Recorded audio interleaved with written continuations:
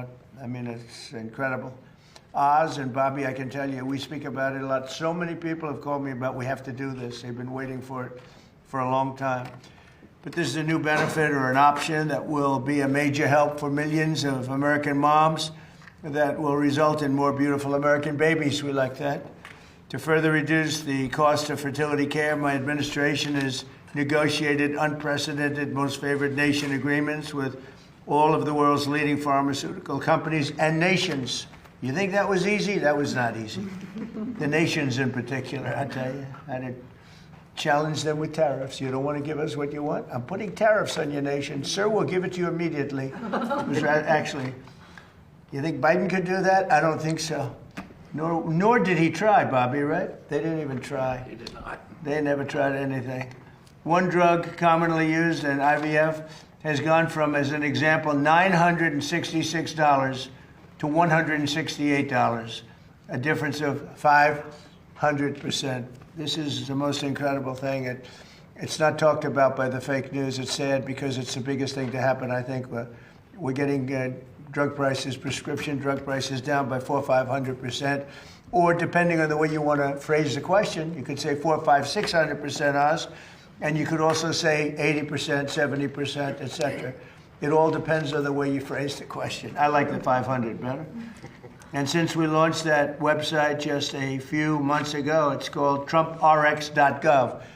It's through the roof. Is that a correct statement, Oz? And by the way, you tell them that was your idea to call it Trump. It wasn't mine. It was, the president did not propose that name, but everyone else thought it was a great idea. It is working spectacularly well, incredibly effective at so many things. There's not an American around buying a medication who should not check TrumpRx.gov first. We propose, Mr. President, it's going to save us $600 billion over the next decade, the kinds of savings we're going to achieve from the most favored nation drug pricing that Secretary Kennedy organized.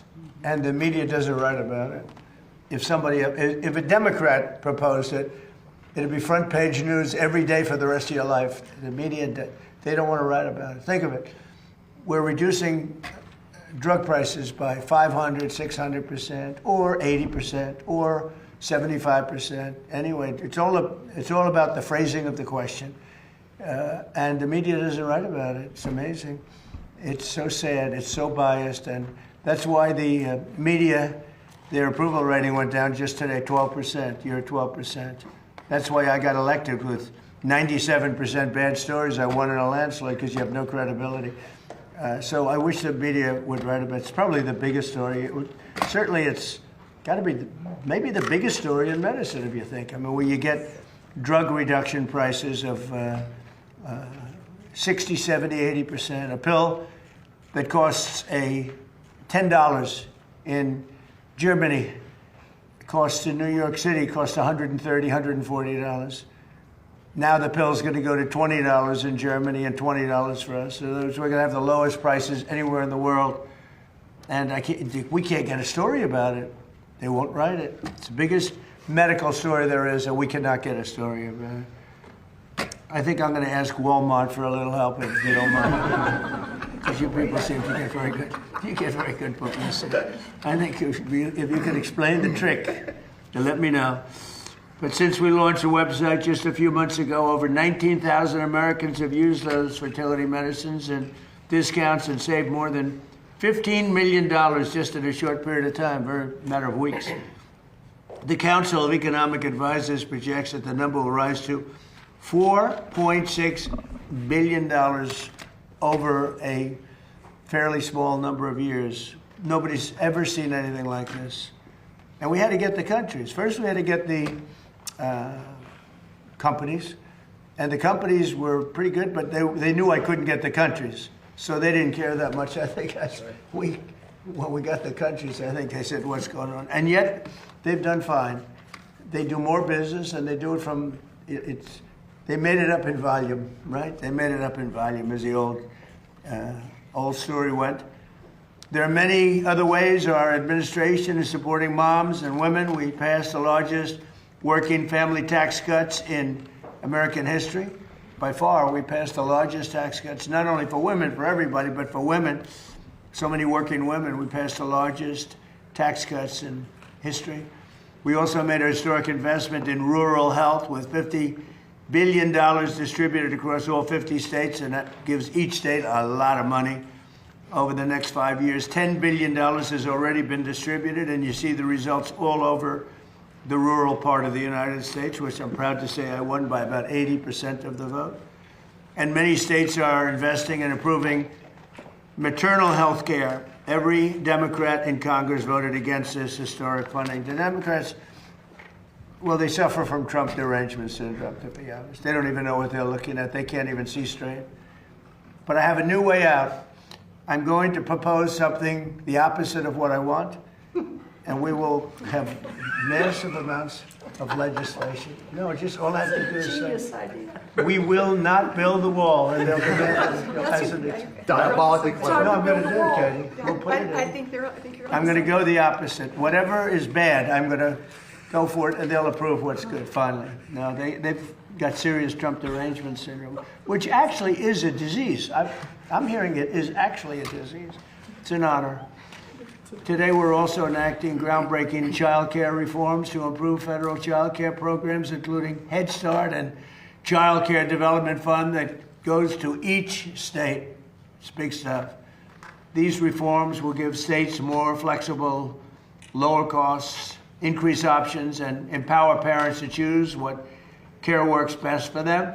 There's a lot of options that you're going to have. Under this plan, you have, I think, pretty much maximum, Heidi, I think maximum options. And that's what we're looking for, maximum options at the lowest cost. And you've got a cost that if you were here a year ago, or if you were here like during the last administration, you're talking about a cost that would be 8 to 10 times more expensive than what we're doing. And same exact prescription, same exact medicine, same care at 10%. It'll also free up child care funding for hundreds of thousands of additional children to support stay-at-home parents. In recognition of this ambitious agenda to support American mothers, today we're announcing a new website that is online right now. It's moms.gov. Moms.gov. You couldn't have put that in the Trump deal. You had to give me a new one, competition. This guy, he wants to make me work so hard. So explain moms.gov, would you please, Dr. Raz? Well, we're going to have a whole discussion about it, sir, a little bit later. If we could, we want Katie to speak a bit about the first issue you mentioned. But moms.gov is a beautiful site. Folks want to check it right now while we're talking. Yeah, you really should, and it's pretty incredible. Something that Senator Rubio and I tried to do, sir, but you're the one who actually did it, along with. Well, I like TrumpRx.gov. I feel like that. No, they're I mean, I love moms. It's- I love moms, but I like TrumpRx.gov. You put me in there, I got to make sure he gives me competition now. He wants her to work. That's all right. We're only kidding. I have to say we're kidding, otherwise they'll do. Trump and us had a major dispute. It was terrible. And Bobby broke them up. It was a terrible, terrible dispute. These people. I encourage every mom to visit this new page where they will find helpful information about addressing clinical care, pregnancy resources, nutrition tips, Trump RX, and Trump Accounts. Trump Accounts has been amazing for the kids. It's Michael and Susan Dell.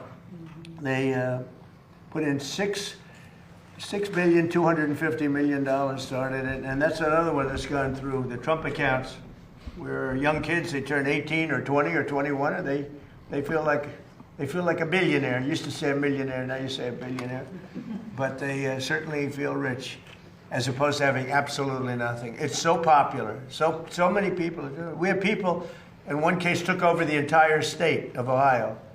It's putting up the money for every kid in the state of Ohio. Supporting the journey of American moms at every stage is so important to the success of our nation. I'd now like to ask Senator Katie Britt. She's the one that got me into this, I have to tell you. I hope she always remains loyal to me so I can continue to support her. You got it. I would hate to go against her. That will never happen, Katie, right? That's right, sir. But to say just a few words, she's really a fantastic woman. She's a great senator. And I got lucky. I was supporting somebody else, and then I realized that somebody else wasn't very good. And I said, who's that young woman I met that was so impressive? They say, her name is Katie Britt. I said, let me talk to her. I talked to her, I endorsed her. She won a landslide.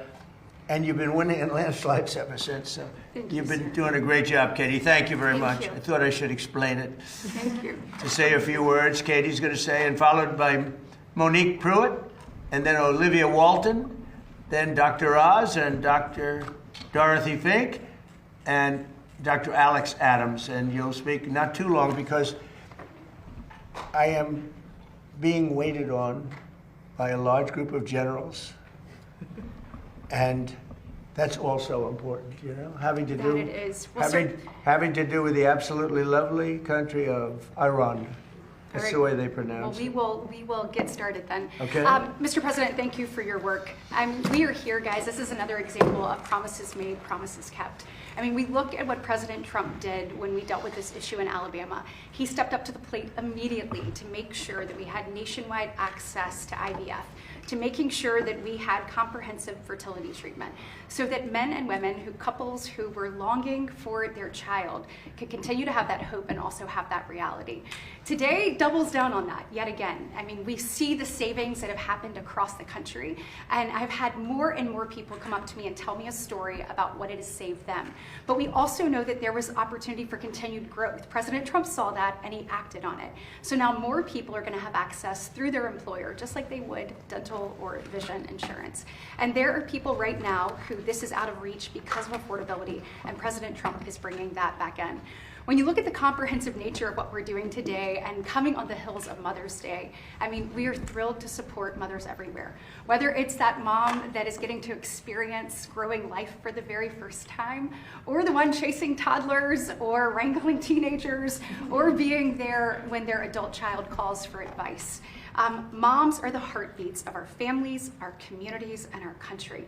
President Trump knows that, and he's made sure we've created a comprehensive culture of life. That's what you see right now with moms.gov. Moms.gov was something that then Senator Rubio and I talked about doing with Senator Kramer and now Senator Schmidt, but of course, President Trump is actually the one that put it into action. It supports moms through the prenatal, postpartum, and early childhood development stages of motherhood. Also, as we tackle rural health, look, I stand up here in front of you not only as a mom of two, but also as someone who lives in the great state of Alabama, where about 28% of women live in a current maternal care desert. The work that we did in the Working Families Tax Cuts, guys, that hits it head on. We have an opportunity now to reach those who haven't been reached. When we look at maternal mortality rates, we continue to invest both in the research that will help us resolve that issue, but also in the women that deal with so many issues during their pregnancy. We want them to be supported. And then in addition to all of that, childcare.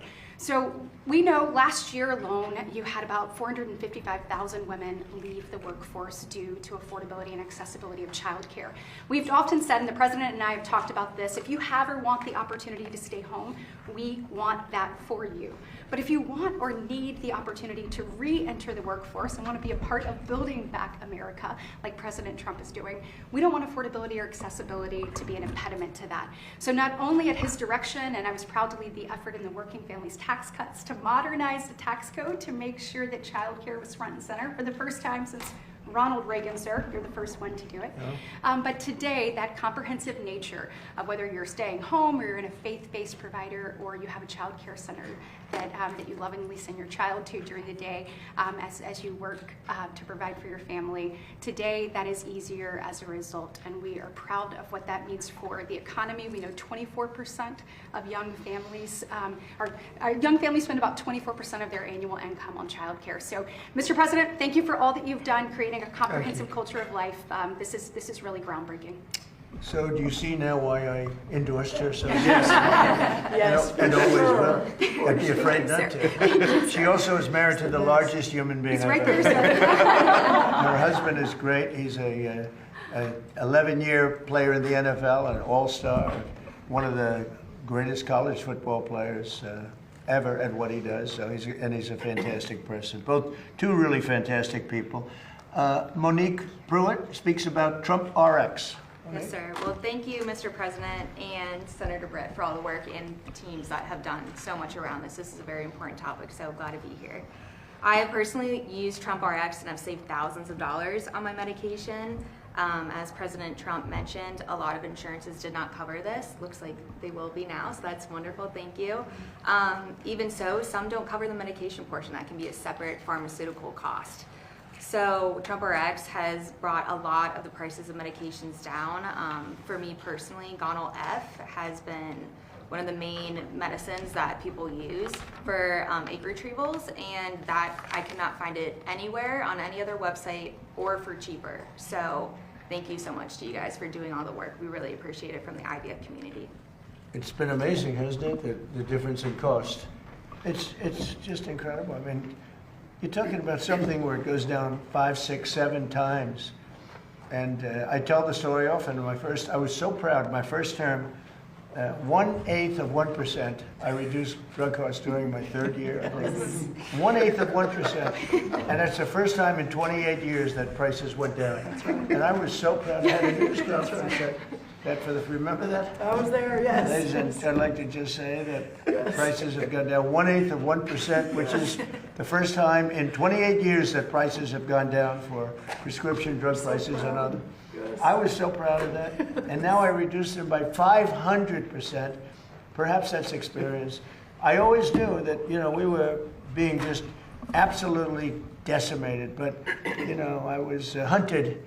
I was the hunter. Now I'm the, I was the hunted then.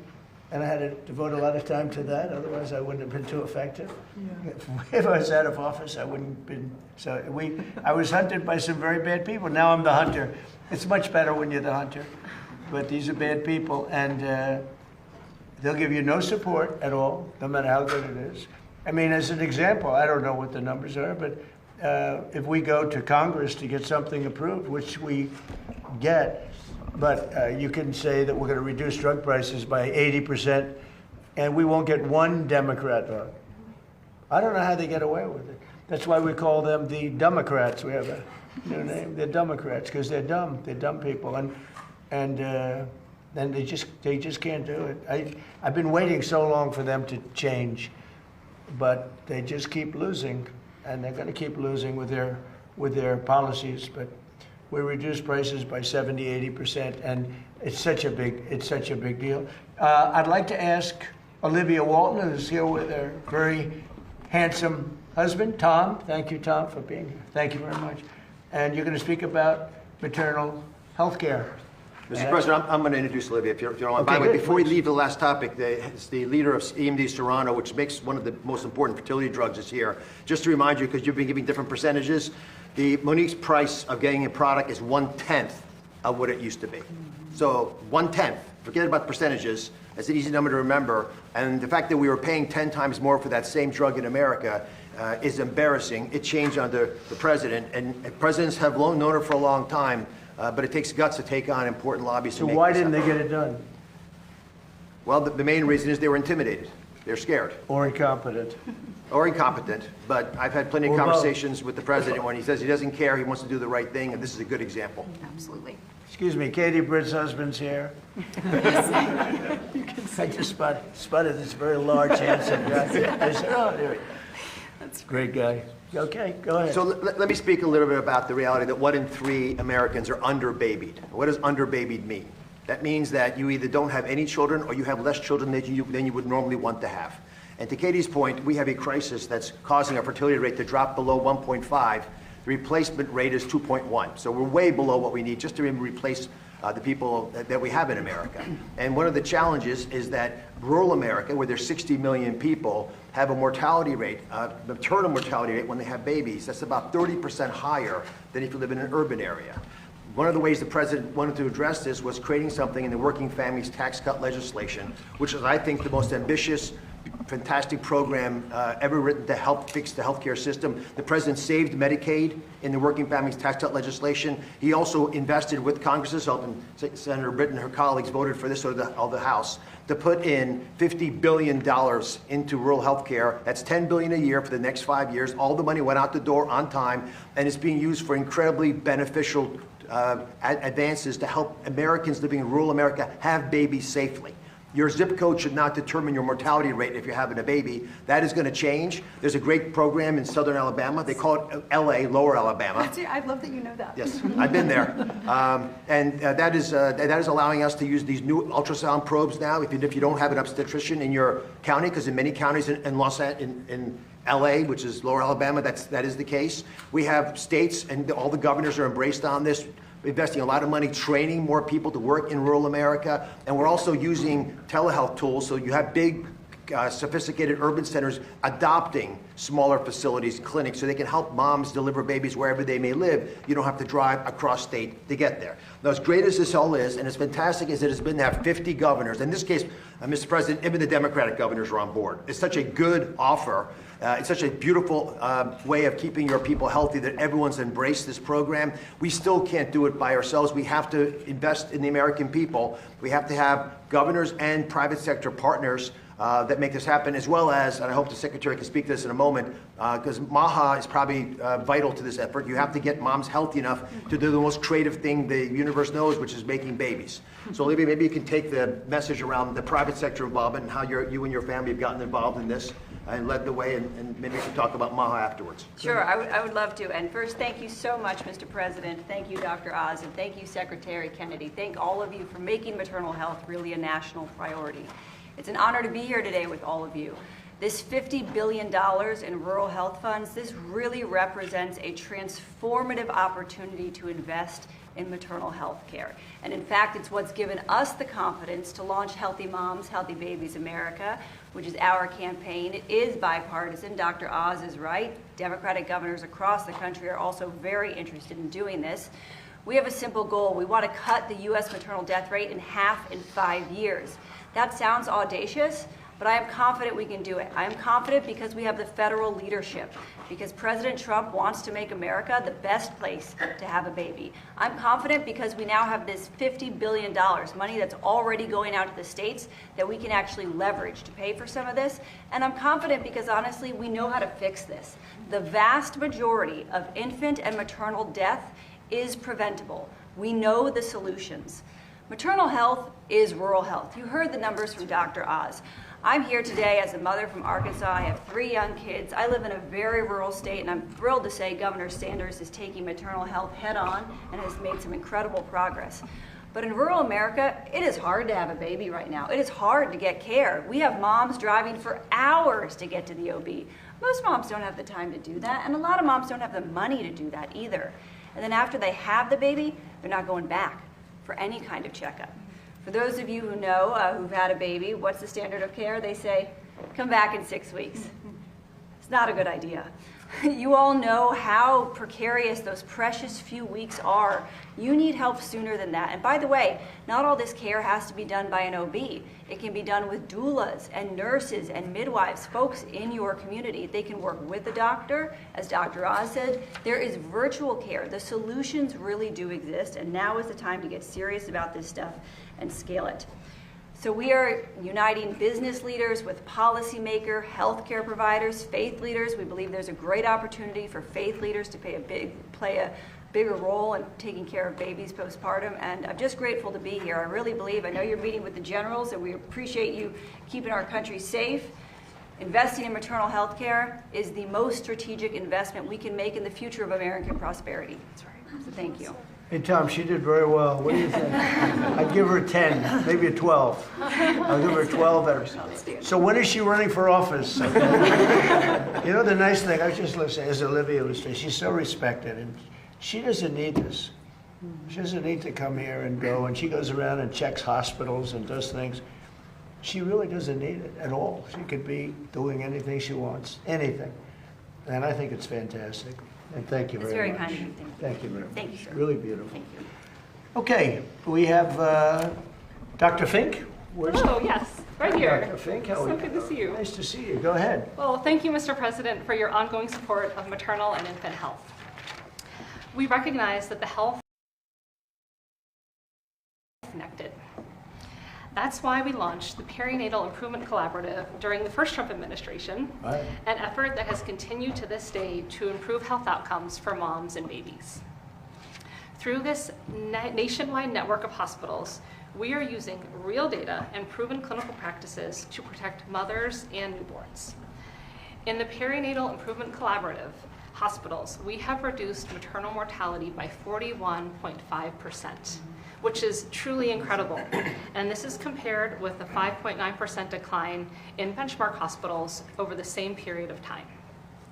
Our goal is to have every hospital in America doing this, and we're thrilled to be partnering with Heartland Forward to make this happen. We really want every woman to have a healthy delivery and a healthy baby, and to make the United States the healthiest place in the world to give birth. Thank you. Yes, and I'll also add in that you all and the Trump administration have taken his strength and support for American mothers and families.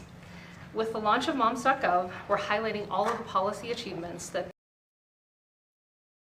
have advanced to support moms and babies. Moms.gov is a first-of-its-kind resource that offers all sorts of guidance and information to support the health and well-being of mothers and their families. Moms.gov also really helps support expecting parents who are navigating difficult or unexpected pregnancies. We are committed to supporting women's health throughout motherhood and at every stage of life. Supporting women's health is not just a policy, it's a promise. Mothers help build healthy families, and that healthy families build a healthy environment. So I want to thank you, Mr. President, for the support of women's health. Thank you, Doctor, very much. Thank you. Well done. It's well done. Dr. Adams, please, about childcare. Thank you, Mr. President. This Mother's Day, we recognize the reality for millions of Americans, and that's childcare has become too expensive, too difficult to find, and too disconnected from the needs of working families. For years, Washington's answer has always been the same: more bureaucracy, more mandates, and higher costs for everyone. President Trump, you are taking a different approach. Under your leadership, we're advancing a child care reform package that puts parents back in charge. We're going to do three primary things. First, we're restoring parental choice. That means bringing faith-based providers back to the table, and it means recognizing the vital role played by home-based providers, relatives, and parents who choose to stay home during the earliest years of their children's lives. Second, we are cutting unnecessary red tape that forced providers to close, limited access to care, and made it harder for working families to find the support they needed. We're moving away from one-size-fits-all federal mandates and instead empowering parents to meet their child's unique needs. And then third, we're strengthening accountability to ensure taxpayer dollars are protected from fraudsters. Under the Biden administration, they essentially backed the Brinks truck up to states and sent the security home. We think Americans deserve better. We will ensure that these funds go to families who truly need support. Our goal is simple: more affordable options, more providers, more choices for parents, and more accountability for taxpayers. Mr. President, your pro-family agenda recognizes a simple truth: strong families build a strong nation. And if I could just end on a personal note, Mr. President, I want to thank you for your leadership, and everybody up here for their leadership on fertility issues. My beautiful baby girl, Emerson, is a product of IVF, and I thank you for your leadership on that issue and sharing the joy of parenthood with many, many more American families. Thank you, sir. Well, thank you very much, Doctor. It's great to know. It's been really successful under this administration. And again, Katie, you were so helpful. Bobby, do you have something to say? Very, very briefly, Mr. President. I just wanted to stress what a huge win for the MAHA movement and for the pro-life movement Moms.gov is. It is one-stop shopping for IVF, for prenatal care, for postnatal care, for nutrition, for baby formula, and of course for Trump RX. We have, as Dr. Oz pointed out, a fertility crisis in this country right now. We just found out that we've dropped now to 1.57%. The replacement rate is 2.1. 100 years ago, we were at 3.27, so more than double than we are today. We are approaching the cataclysmic rates that Japan and China are now experiencing that is threatening their economy. It's a threat not only to our economy, to our national security, it's a direct threat to our Social Security Trust Fund, to the Medicare Trust Fund. President Trump has directed my agency to find out the cause of the fertility crisis, and that is part of this program. We're looking at the impact of metabolic challenges, which directly affect fertility, of obesity, which affects fertility, of endocrine disruptors, of pesticides, of this toxic soup that our young women are walking around today to try to figure it out. The fertility crisis for women began in 2007. For men in 1970, men had twice the sperm count as our teenagers do today. This is an existential crisis for our country. We had a series of presidents that were trying to discourage childbirth and motherhood in this country. We now have a president that is trying to encourage it, and I want to thank you again for your leadership. Thank you very much, Bobby. And there's another word, autism, that we're very much involved with. And I have my own ideas, but Oz and Bobby and everybody, they're really focused on it very hard. I think in a certain way, I would like you to look at the payment schedules, Bobby, because I think it's very skewed because of the payment schedules. You understand what I mean? Yes. We're bringing you some ideas. I think Mr. it has to President. be. I think it's crazy. I think that's what's happening. You can't pay more for that to a doctor. I mean, every person around is going to have autism. That's what's happening. So, because I really believe that that's very badly skewed. But more importantly, but I would like that done immediately. But more importantly, I think that some great progress has been made as to why, what is this thing that's happening all over the world, but here, what is it? What's going on? And there has to be something, because it spiked so much over the last 10 years. It's spiked over the last 15 years. It's gone up many, many times. And I think it's a very important thing to mention. I mention it all the time, having to do with other subjects, and then I bring in autism. Anything having to do with medical, I always bring in autism. On another topic, we're looking very seriously at natural 7-OH and getting that approved, natural 7-OH. And we'll take a look at that very strongly. I think Oz and everybody, we're looking to see if we can do something there. A lot of people are asking for it. And thank you very much for the work on that. And with that, do you have any questions? Mr. President, you mentioned that you were going to be meeting with the generals on Iran. You rejected a deal from Iran over the weekend. Can you tell us anything about that proposal, and what, if any, effort will be made to break this deal? Yeah, it was just unacceptable. A lot of people said, well, does he have a plan? Yeah, of course they do have the best plan ever. I mean, Iran has been defeated militarily, totally. They have a little left. They probably built up during this period of time. We'll knock that out in about a day. But I have a plan. It is a very simple plan. I don't know why you don't say it like it is. Iran cannot have a nuclear weapon. They're very dangerous. They're very volatile. It's a terrible thing that's happened over there. They've killed 42,000 people in the last 2 months. 42,000. At least that's what we know of. 42,000 people. They killed numerous people over the last week, but they killed 42,000 people a month and a half ago. They were unarmed protesters, not at all violent protesters, and they started taking them out, shooting them. So we're not going to let them. That's the plan. People say, what's the plan? The plan is very simple. The blockade, first of all, was a part of military genius, just like Venezuela was military genius. We have the greatest military in the world by far, and we're stocked up with great ammunition. We have much better stuff than we did 2 months ago when we first did the attack, which knocked them for a loop. But very simple, Iran cannot have a nuclear weapon. They can't have it. And if they did have it, the Middle East would be gone, Israel would be gone, and they'd hit Europe probably next. We're doing the service to the world. And this has gone on for 47 years. Other presidents and leaders of other countries that have the power should have done it, but they didn't do it. But it's a very simple plan. Iran cannot have a nuclear weapon, and they won't have a nuclear weapon, and they didn't want to go that far. Does that mean the president agree with If you can believe it, they didn't. How stupid. Are they stupid people?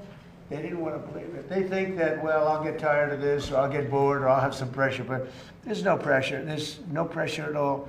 We're going to have a complete victory. We've already, in theory, had a complete victory from the military standpoint. The military, look, their Navy is dead. They had 159 ships. Right now they have 0, other than the little speedboats that go around that got taken out 8 a day by us. They have no Air Force.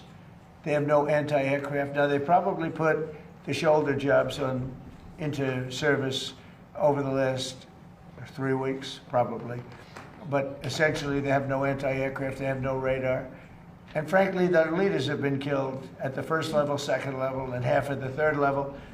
And then they come back and they want to negotiate, and they give us it's a stupid proposal.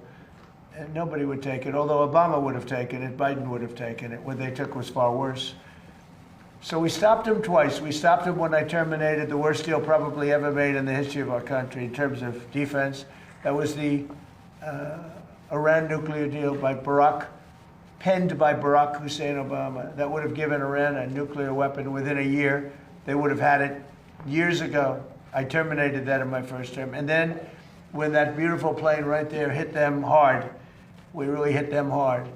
And they told me, I want to just tell you this because they like to say, oh, well, maybe it wasn't that hard a hit. Iran told me very strongly, because they intend to give us the nuclear dust, as I call it. It's easier than talking about other terms because it's a term everyone, but the nuclear dust, which is what we hit, they told me, number one, you're getting it, but you're going to have to take it out because the site was so obliterated that there's only 1 or 2 countries in the world that could get it. It's so deep and got hit so hard that there's no way they have the equipment to move it. You and China are the only 2 countries in the world that could take it out. So we talked about it, and they said, you'll have to take it out because we don't have the capability of doing it. So for those people that like to say that those great pilots in those great planes, well, we just ordered 22 more of them, new and improved, that those great pilots didn't do their job. They did their job. At 1 o'clock in the morning with no moon, no light, no nothing, every single bomb hit its targets. And then, as you know, we shot some incredible things. There's things that nobody else has. Nobody has a military like we have. We shot the Tomahawks from a submarine 200 miles away, and that went on top of it. But every one of those, including the Tomahawks, every one of those weapons and shots hit perfectly. And they said to me, just to put it on the record, they said to me, there are only 2 countries in the entire world that could ever get that stuff out of there because we don't have the equipment and nobody else. They said China and the United States. So I just want to let you know those pilots did an unbelievable job, very dangerous job at 1 o'clock in the morning. Think of it, no moon, no nothing. We had no light, purposely. And every single one of those bombs were right down an air chute in a granite mountain that exploded. And they are unable to get it, even if they wanted to, but we're not going to take a chance. So that's part of the deal. So, sir, are you saying the Iranians agreed to allow the removal of all their enriched uranium? Yeah. Well, they did it 2 days ago. They didn't, okay? They did 2 days ago. They said, you're going to have to take it. We were going to go with them, but they changed their mind because they didn't put it in the paper. So when they sent us this document that we waited 4 days for, that should have taken 10 minutes to do, look, very simple. We get that. They guarantee no nuclear weapons for a very long period of time, and a couple of other minor things, but they just can't get there. So they agree with us, and then they take it back. But they said to us that it was so badly obliterated, was the word they actually used. That was my original word. Then it got challenged by some of the fake news. And it wasn't challenged with any knowledge. It was just challenged like they were hoping that this wouldn't have been so successful. No, it was obliterated. We have the greatest military in the world. I built it largely in my first term, and I didn't know I'd be using it quite this much in my second term. But very simply, when they say, does he have a plan? Yeah, I have a plan. The plan is very simple. You know, in war, you have to change. You have to be flexible. You have a lot of plans, but you have to do different plans in different days. But I have a great plan. But the plan is they cannot have a nuclear weapon. And they didn't say that in their letter. Mr. President, given the leadership changes that you've talked about in Iran, is this still a leadership that you believe you can negotiate with and ultimately reach a peace? I think so. With? Well, you have 2. You have the moderates and you have the lunatics. And I think the moderates are more respected. the lunatics want to fight till the end. You know, it'll be a very quick fight. But I call them. You have, just like our country, we have lunatics too. I call them lunatics. I call them stupid people too. But in Iran, they have the moderates that dying to make a deal, and then you have the lunatics, and I guess they're a little bit afraid of the lunatics, but and why not? The level of ferocity for protest, you know, the people are watching it. They want to go out on the streets. They have no weapons. They have no guns. We thought the Kurds were going to give us weapons, but the Kurds disappointed us. The Kurds take.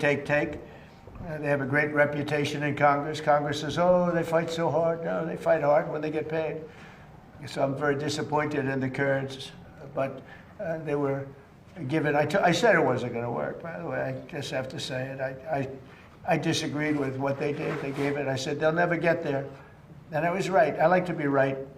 In this case, too bad, but we sent some guns with ammunition, and they were supposed to be delivered, but they kept it. I said they're going to keep it, but what do I know? I've only been doing this a short period of time. What do I know? For the time being, the ceasefire remains in place? What? For the time being, the ceasefire remains in place? You know, it's unbelievably weak, I would say. I would call it the weakest right now.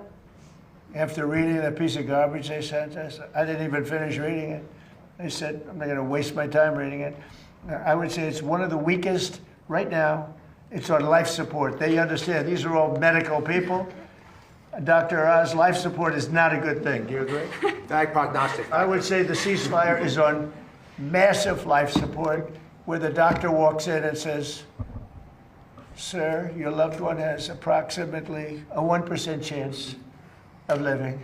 Yeah. Mr. President, Daniel, go ahead. Yep. One of the best reporters in Washington. Thank Go you, ahead. sir. Dr. Oz referenced this a little early. 2 questions on healthcare, if I can. The Council of Economic Advisors released a report saying that the most favored nation drug deals will generate about $529 billion in domestic savings over the next 10 years across all markets.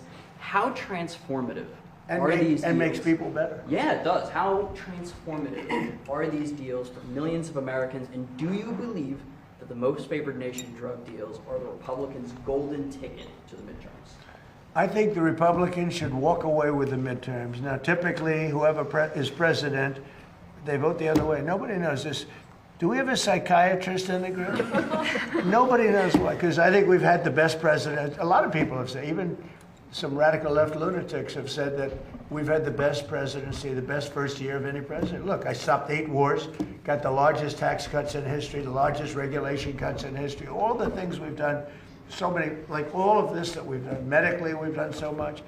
You know, we did a thing called Right to Try at my first, and I could never understand it when I was a civilian, which wasn't so long ago. I haven't been doing it that long, but I always used to marvel at the fact that if they had a great drug and it had to go through the FDA, and the FDA guarded it and said, you can't use it, and if a person was terminally ill and the drug was showing great promise, the person's terminally ill, they wouldn't give it to the person because they didn't want to hurt the person. And I said, well, we need something on that. And it was very important to me. And I had no idea it would be so hard to get, but we got it in total. We got it in full. It's called Right to Try. That if you're terminally ill, you have the right to try a drug that has not gone even anywhere near final. If it shows even a little promise. And we've saved thousands of lives. It was very hard to get because the insurance companies didn't want it, the doctors didn't want it, because the doctors didn't want to be blamed. The drug companies didn't want it because if it didn't work, they didn't want it on their record. So what we did is we said, we're not going to count it on your record. If somebody's terminally ill and they take the drug, it doesn't work, we're not going to count it on your record. We'll have another record, you know, a little smaller one that not a lot of people look at, but we're not going to count it on your record. So Right to Try has been one of the great successes. Again, nobody talks about it. We've saved thousands of lives, Oz. But you know what is maybe even more important? We've learned very quickly that some drugs work and some drugs don't. In other words, some drugs take a person who's terminally ill, and there are numerous cases. And without waiting 7 years, 10 years, by the way, we think we've cut it in half, but you do need a period of time. Without waiting many, many years, We know the drug works because we've taken people that were dead. We had a person given the last rites, gone. The kids are crying and started them on this drug, and the person became better. It works, you know, and some don't work. But you learn really fast. It's called the ultimate test, I think, right? You know, they test all these things. They use animals all over the place. They use everything to test. Person's going to die. So they didn't want it because they didn't want to be sued for, you know, the drug companies didn't want to be sued if it didn't work. The country didn't want to be sued. So I got everybody into a room and I said, we're going to do this, but if anybody uses it, they have to sign a document. They sign a very strong document that they're not going to sue the doctor. They're not going to sue the country. They're not going to sue the manufacturer, the pharmaceutical company. They're not going to sue anybody, but we're going to give it a shot. It has been, right to try has been so successful. It's been amazing. Nobody talks about it, but everyone knows how successful. Mr. President, there was a young man that we visited on, actually in Los Angeles, who's taking advantage of this program. Katie actually spoke to him by phone. It's from Alabama. He reached out to you directly, and this is the same program that benefited him. And just to put numbers on the Council of Economic Advisors, it's between 500 and whatever it was, 30 million that you said, and $700 billion in savings. So we estimated $600 billion in total savings, and the impact on the American people, Mr. President, is 1 in 3 Americans leave a drugstore without their medication because they can't afford it. Even though they got a doctor's prescription, they know they can make a difference in their lives, that will no longer happen with the most favored nation drug pricing. And we're giving drugs like which, as you call it, the fat shot, the weight loss drugs to all beneficiaries of Medicare. Every senior in America can get them for $50 starting on July 1st. These are just inconceivably good prices, and they're so good, in fact, that we actually save the taxpayer money by reducing the downstream effects of obesity, diabetes, and hypertension. Mr. President, all possible because you took brave action. And again, the quick question we should be asking ourselves is why didn't this happen a decade ago? Katie, what do you think about that young man? Oh, that he is, he has a new lease on hope, and it's because of you. I talked to his parents, and they said, we feel so good about our country that we literally have the president and Dr. Oz and Secretary Kennedy doing everything possible to give our son a fighting chance. They said before, no one was listening, but you, Mr. President, took action. And Will Roberts, he is such a great young man. Well, right He's to try inspired is so many people. Nobody talks about We're with him. Thousands of people, but it's also like this incredible laboratory of people that they're finished, they're terminally ill, they're not going to live, and we weren't given. And this went on for years. This went on. Madam Secretary, you're doing such a good job with prices, agriculture. How's the beef doing? We got to get the beef down. We're working on it. It's the only thing. We got to get the beef down. But It's becoming more affordable. This was so incredible because.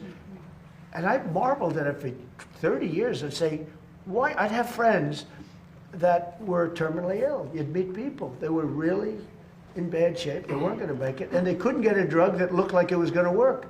They couldn't get it. They asked me to get it. You have contacts. Could you get it? You couldn't get it. You go to jail if you get it. And they were going to die. They'd die 3 weeks later, 4 weeks later. And we're saving a lot of people that were gone, that were terminally ill. And what we're doing is producing almost immediately. You can almost immediately approve these drugs. But it was very, look, legally it was a disaster because everybody would be sued. The problem is somebody would die and then they blame the drug and then the drug company gets sued, the doctors, the country gets sued. A member of the family goes crazy and you're settling for millions of dollars because you killed somebody that was going to be dead in 2 weeks. So I did that and I'm very proud of it. The other thing, doctor mentioned the fat drug. So think of it. $87 it would sell in London and $1,300 in New York for the exact same box made, I won't name the company, made by the same company in the same facility. $87 in London, $87 in Heidelberg, $87 in Paris. $1,370 in New York. And this went on for a long time. And I must tell you, he could be a famous guy. He's begging me not to release his name. He's a very highly neurotic, very fat, sort of a fat slob, I would call him. But he's a brilliant man. We know many of those people. He's a brilliant guy, actually. But he said, President, what the hell's going on here? He didn't need the money. He's rich as hell.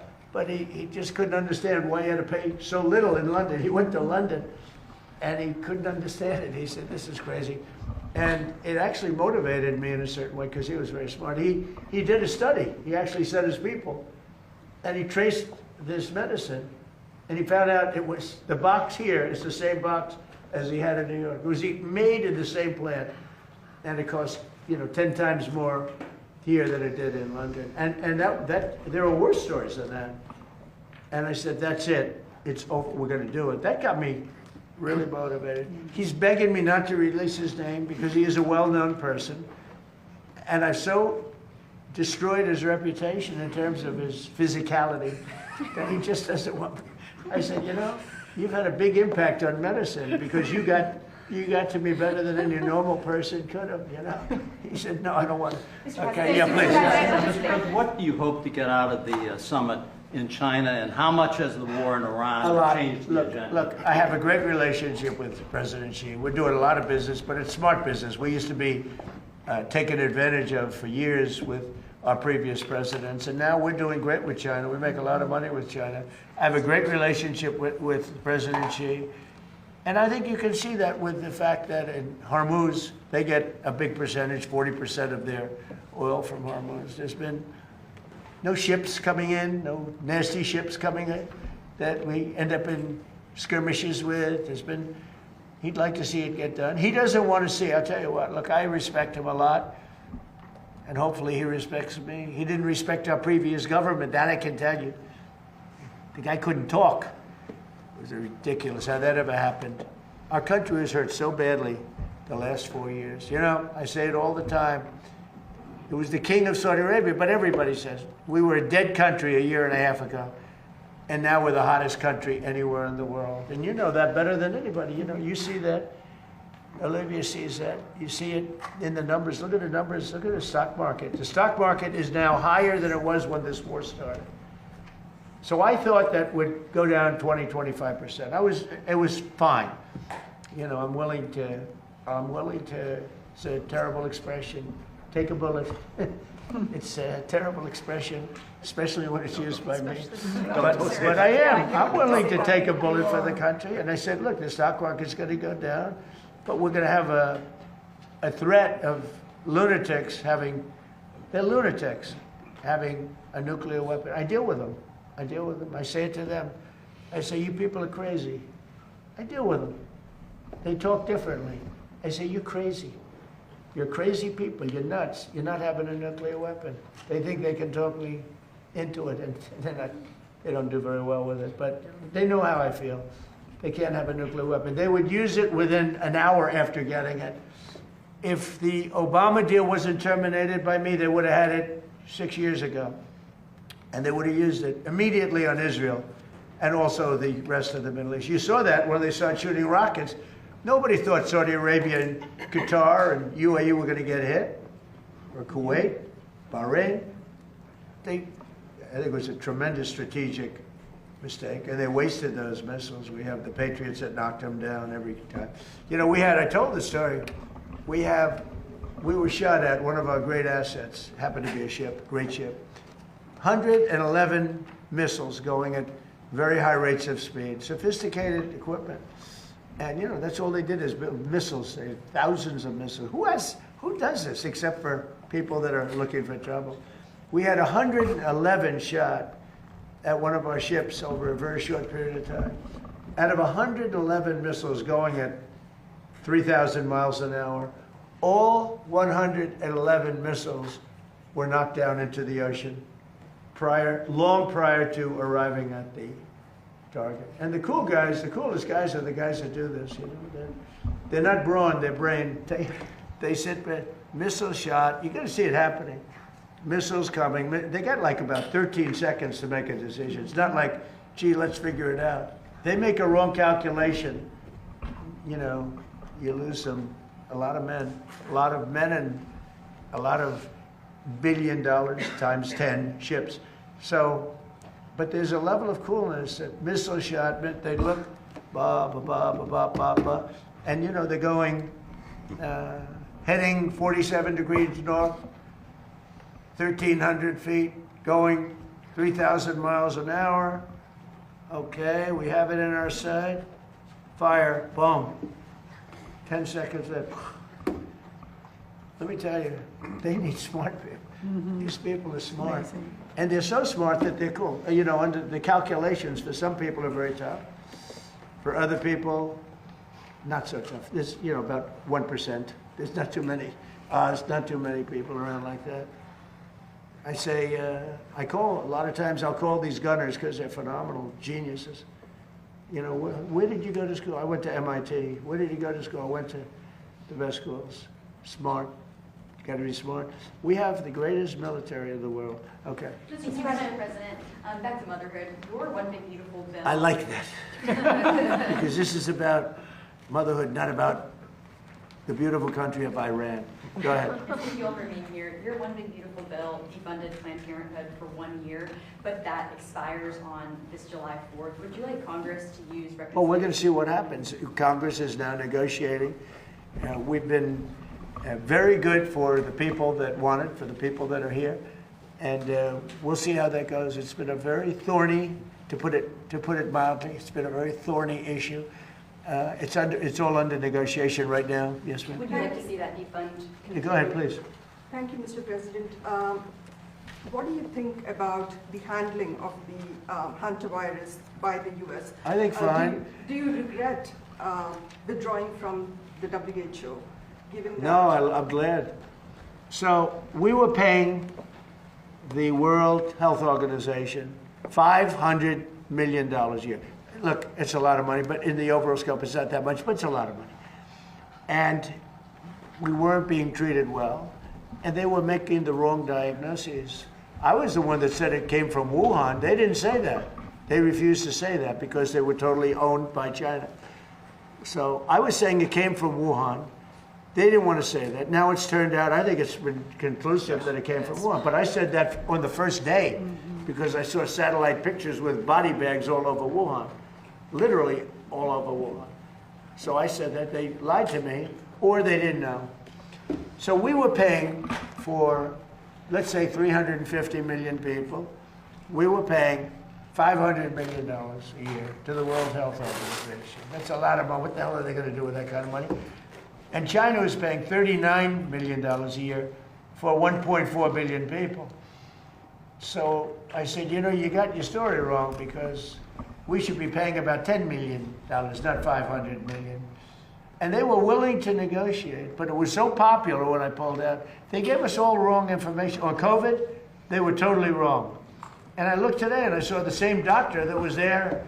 He's a good politician. I don't know how the hell he kept his job, but he was there telling us about this.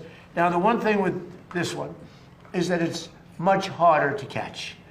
And we've had it for a long, it's been around for a long time. People are very familiar with it. So, you know, I hope it's fine. All I can do is everything that a president can do, which is actually somewhat limited. But it seems like it is not easy to spread. In fact, it's in certain ways very hard to spread. It's been, we've lived with it for years, many years, and we think we're in very good shape. We're very careful. And Nebraska has done a fantastic job. They have a place there that those doctors are unbelievable, the job they've done. Yeah, please. Mr. President, are you going to suspend the federal gas tax? Yeah, I'm going to reduce until let me tell you, as soon as this is over with Iran, as soon as it's over, you're going to see gasoline and oil drop like a rock. Going to be dropping down like a rock. I mean, already, look, just on the basis of, you know, things have happened. When it first came about, 20% of the oil came out of Hormuz. That's a lot. But, you know, with time, it's like they're going to Texas, they're going to Louisiana, they're going to Alaska, a lot of Alaska. Alaska's, you know, sort of, it seems like very far away from Asia, but it's actually a relatively short trip by comparison to other locations they have to go to get oil. And they're going to Alaska. In fact, our big problem is we're building bigger docking, you know, to fill up. But we have, we've become very big on the filling station. We're a big filling station. And what's happening is, when people heard about losing Hormuz, they said, oh, it's genius. They're finding other locations. And some of those people, I spoke to them, companies and countries, some of those people are going to continue to go to Texas. They like it better. They said it's an extra 45 minutes. They like it better. And it's sort of amazing, you know, it found its way. So a lot of people thought oil would go to $250, $300. It's not. I mean, today it's at less than 100. Think of that. Now, when this ends, you're going to see it drop like a rock. How long are you going to suspend that tax for? Till it's appropriate, yeah. Till Mr. President, it's a small percentage, but it's still money. Mr. President, do you still believe a diplomatic solution is possible with Iran, or do you only have military options? No, I think it's very possible. Look, I've had to deal with them 4 or 5 times. They change their mind.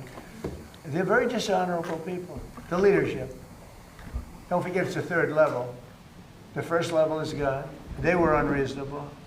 The 2nd level is more reasonable. The 3rd level, nobody wants to be president, you know?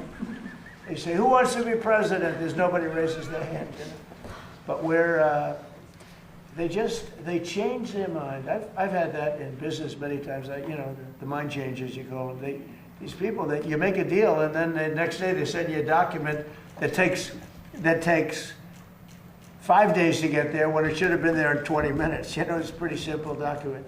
They will never have a nuclear weapon, yeah? Thank you, sir. I was speaking with Claire Lai this morning. She's the daughter of Jimmy Lai, and she told me that she's been praying and hoping that you'll be the one that brings her dad home. She says, of any administration, she thinks you're the one that could do it. You said Jimmy Lai. Jimmy Lai's daughter. And there's another gentleman, a minister, a pastor, as you know. I'll bring them both up. I brought it up before. Jimmy Lai I brought up. The other one I just heard about this morning, actually. And I do bring that up. You know, we've gotten, I don't know if you've been reading, John Cole, who's a great lawyer. He was a tobacco lawyer. Great guy. I won't say he's an older guy because he may be offended by that, but he is. He's a little older. And he's a wise man, actually. He made a fortune with the tobacco. He did the first tobacco lawsuit. And he's a great man. And he's brought back hundreds of people out of various Belarus.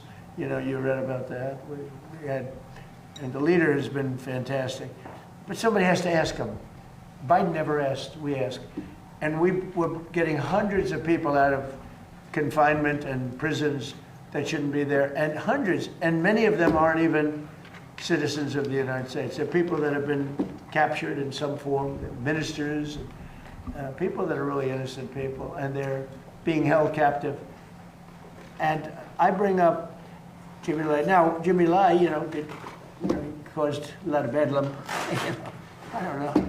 It's like saying to me, if Comey ever went to jail, would you let him out? It might be a hard one for me. Does that make sense? It might be a hard one for me, because he's a dirty cop. But Jimmy Lai isn't that way. But Jimmy Lai, he caused lots of turmoil for China. He tried to do the right thing. He wasn't successful. Went to jail, and people would like him out, and I'd like to see him get out too. So I'll bring him up again. I have brought him up. There's another gentleman, a pastor, as you know, with a beautiful daughter and son-in-law that would like to see him get out. I'm going to bring his name up. Mr. President, what about Taiwan? Do you expect Taiwan to come up in your negotiations? Yeah, it always comes up. It always comes up. It's. I used to say Ukraine would. 4 years you never even heard the word Ukraine. It was never going to happen, and it was handled so badly. Ukraine should have never come up. They lost last month 25,000 soldiers, both sides. 25,000. They're losing on average 25,000 soldiers. It's like a meat grinder. It's horrible what's happening. That would have never happened had the election not been rigged. That would have never happened. And Putin and I would talk about it, but there was never he would have never done it. Taiwan, I equated a little bit to that. If you have the right president, I don't think it'll happen. I think we'll be fine. I have a very good relationship with President Xi. He knows I don't want that to happen. Very far away, very, very far away. Just at 9,500 miles. You know, we're 9,500 miles. He's 67 miles. It's a little bit of a difference, but you know, there's a lot of support for Taiwan from Japan and from countries from that area. Do you think we should still be selling them weapons? The United States should Well, still I'm going to sell have that weapons to discussion with President Xi. President Xi would like us not to, and I'll have that discussion. That's one of the many things I'll be talking about. We'll have a, you know, he and I have gotten along well. Other than with COVID, I was not. I was just not accepting of what happened with COVID. But other than that, he and I have had. He's a great gentleman. I find him to be an amazing man. And when I say that, the press always says, "Oh, that's terrible that he called it." You know, he runs 1.4 billion people with a pretty iron fist. He loves his country. I can tell you that, President Xi. I look forward to being there. And if he felt anything, we wouldn't be doing it.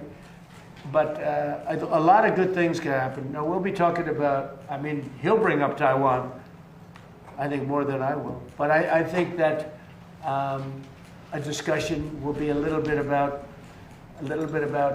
energy and about the very beautiful country of Iran. Mr. President. And by the way, Iran is a beautiful country, but it's got people running it now that shouldn't be there, perhaps. Mr. President, just a couple questions. Outside of these amazing benefits from employers for IVF, there are a lot of women out there who either they work part-time or they self-pay for health insurance. Is there an option for cheaper IVF for those women? And what would you like to know? For IVF, bring it down to the cost that's associated. I don't know. Olivia, could you answer that question, please? We're trying to We're make putting her through a little training here, Tom. See whether or not she's got it. I have no doubt she does. Go ahead. Just a softball from the president. And Healthy Moms, Healthy Babies America. Let's give this one to Olivia. We are focused on making America the safest and best place to have a baby. The IVF question, I think, can probably be better hit by Senator Britt Absolutely. and Dr. Fink and others. Yeah, so what we're trying to do is obviously make sure that people have greater access and that the affordability goes down. We did that obviously with what you saw from the president last year and the two different announcements he made. We've seen, over, thousands of people have more access with regards to affordability. I think we've saved about $15 million, but we know that this is going to go up to the tunes of billions of dollars with what we're doing here. With being able to allow employers to do this, we think it will ultimately drive down to each and every person. So that is the point. The more that people are able, we want to get, as Secretary Kennedy said, we want to get to root causes as well. So we want to make sure that we are treating the entire issue, not just putting a Band-Aid on it and moving on. We want people who want to bring life into the world to have that opportunity. We do believe that this will do that. So a combination of allowing this to be available, but then also the affordability element. I think it's down, as he said, some of these drugs down 80% from a year ago, some down 40% over a year ago. So it's a really exciting time, and we do think that this will ultimately be able to reach all Americans. But a lot of people don't realize it's available. I spoke to people, they don't know about the Trump, they don't know about any of these things that, where you're saving so much money, where they can actually afford it. When you get prices down to just a tiny fraction of what they used to be, that's one of the reasons I don't need it for myself. I get enough publicity. But I need it to inform the public. A lot of people, like your question's a good question, but a lot of people don't know IVF and so many other things that could help them, that they assume it's so expensive, it's not within their price range, and they're not going to be able to afford it or even think about it. And then they hear about these numbers. And in addition, there's some help that we give them beyond even the low numbers. Mr. President, only 1 in 3 Americans know what TrumpRx.gov does. It would be a great service. I know he kids you a lot about this not getting reported appropriately, but there is no excuse to buy drugs. Make sure you're getting the best. And sir, we've got tens of millions of people who are going to it, but there's hundreds of millions of Americans. So we have got to get Americans realize. You mentioned fertility. Fertility drugs are probably a third of the cost of the entire process. For those to drop by 90% dramatically changes the equation. And they're private companies who are now taking advantage of the whole group of individuals who can get access to fertility medications and the treatments that go with them. And as the services get better, we make them more affordable, we'll have more truck babies. Yeah, and we hope that that lays the groundwork, though, so that anyone has an ability to receive these. And also remember, this is all on moms.gov as well. Yeah. I mean, that's one thing we're trying to do is make sure that we are pushing people to all of these resources, because when you either want to have a child or you find out you have a child, you know, sometimes that's a very exciting thing. Sometimes, you know, you're a little overwhelmed. We want all of those resources to be in one spot so that we can help these women in their journey to motherhood. And when people hear how inexpensive it is relative, you know, they can't even think about it. Now all of a sudden they say, I can afford that. And they get help also in affording it. There are ways of getting help to afford even those low prices. How about one more last question, please? Thank you, Mr. President. What do you say to infectious diseases experts who say they are worried the country may not be prepared to deal with something like hantavirus because of all the HHS, you know, funding and staffing cuts? Well, I think we take care of that. Do you want to answer that? It's just not true. Jay Bhattacharya is taking this task on. Secretary Kennedy is involved with them. You can speak to perhaps even better than, frankly, best in the room. But the country's prepared, the CDC is focused on it, and the agency is well aware of the opportunities to actually treat this problem, not just try to prevent it in the future, but treat it if it happens now. Secretary? Yeah, I mean, we've had CDC teams on it from day one. I was speaking with the University of Nebraska since the second day of the outbreak. I was speaking with Governor Billen of Nebraska. We had a CDC team at Tenerife. We had airplanes ready to take the patients, the 17 patients, off the vessel and transport. 2 of them went to Atlanta. One of those was symptomatic. They're in a biocontainment lab in Atlanta.